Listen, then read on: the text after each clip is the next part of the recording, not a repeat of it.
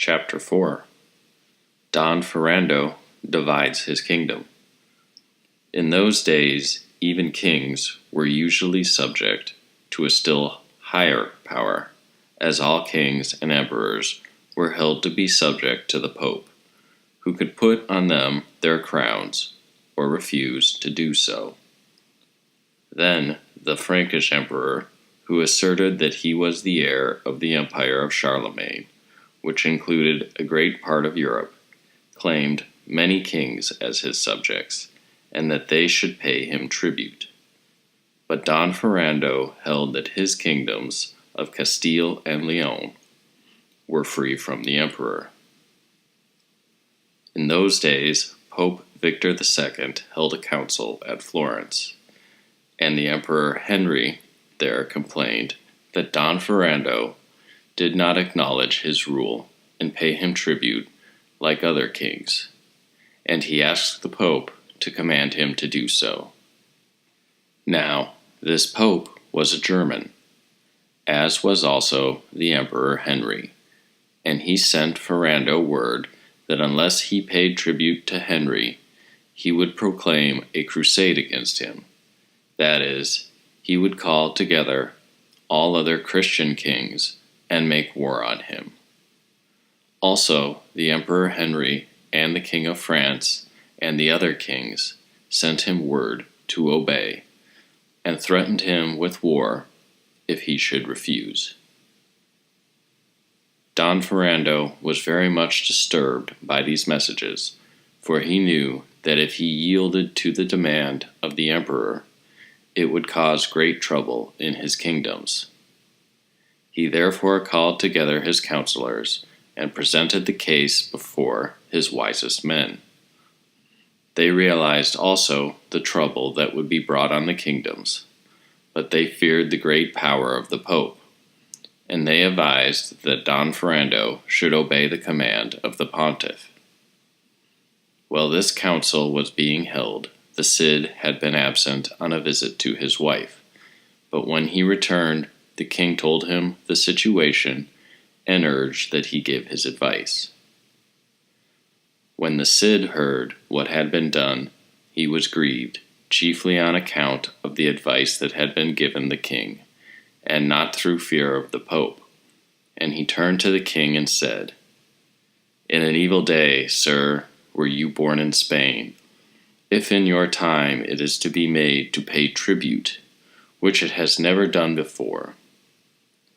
If you do this, your honor is lost, and whoever gives you this advice is not a true man, and does not regard your honor nor your power. I counsel you to send a defiance to the emperor and all who would have you pay tribute, and we will carry the war home to them. You shall take with you 5,000 knights, and the Moorish kings, who are your vassals, will give you 2,000 knights, and thus, sir, your honor shall be preserved." This brave advice seemed good to the king, for he was a man of noble and daring spirit. Then Don Ferrando sent letters to the Pope, to the emperor, and to the other kings, urging that Spain was an independent kingdom, and that the claim for tribute was unjust, and begging that the claim be done away. But if they would not yield, he sent his defiance to them. He did not wait for a reply, but gathered an army of 9,000 knights and set forward. Of this host, the Cid led the advance guard. When they had passed beyond Aspa, they found the people would not sell them food. So the Cid proceeded to burn the country and to plunder all who would not sell to them. Thus he provided all things in readiness when the king's army came up. The news of these events was carried everywhere, and the people were terrified. The King of France sent Count Ramon, Lord of Savoy, with 20,000 knights to Tabosa to stop the army of Don Ferrando. But the Cid, with his advance guard, met this army, and after a hard battle, defeated it, and made the count prisoner, as well as many others, and slew many. Shortly after, the Cid fought another battle with all the powers of France, and defeated them. While at neither of these battles did the king Don Ferrando with his army arrive. The report of these fierce battles, in which the Cid was victorious, went to the kings and to their council, and they urged the Pope should send word to Ferrando to turn his armies back into his own country, and to say that he need not pay the tribute. When King Don Ferrando heard that this was being considered, he asked the Cid and his other great men what to do, and they advised that 2 messengers be sent to the Pope, who should send a cardinal to make agreement that tribute should never be asked again from Spain, and that the emperor and the other kings should also send men to agree to this. He said he would at present stay where he was, and if they would not agree, he would lead on his armies and force them to do as he asked. When the Pope received the messengers of Don Ferrando, he was much dismayed, and he assembled his council and asked what to do. They replied that he should do as the king asked, as none would be so rash as to fight against the Cid.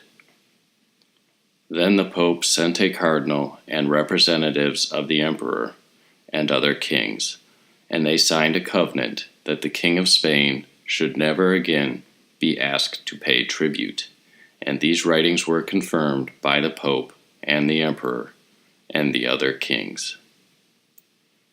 Then Don Ferrando turned about with his army and went into his own country, having gained great honor, and from that time he was called Don Ferrando the Great, and no emperor ever afterward asked him to pay tribute. When Don Ferrando grew old, he desired to dispose of his kingdoms, so that there should be no strife among his children. And to this end he thought it best to divide his dominions among them, but this plan brought about much evil. He had 3 sons, Don Sancho, Don Alfonso, and Don Garcia, and 2 daughters, Donna Urraca and Donna Elvira. He divided his lands in this way. He gave to Don Sancho, the eldest, the greater part of the kingdom of Castile, and to Don Alfonso, the kingdom of Leon, and to Don Garcia, the kingdom of Galicia. To his daughter Urraca, he gave the city of Zamora with its dependencies, and to Elvira, the city of Toro with its dependencies.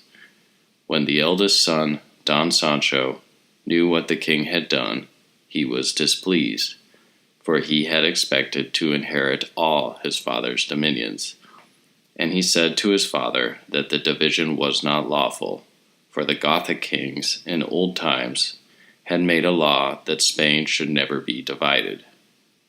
But Don Ferrando said he had won the kingdom in war, and would do as he thought best.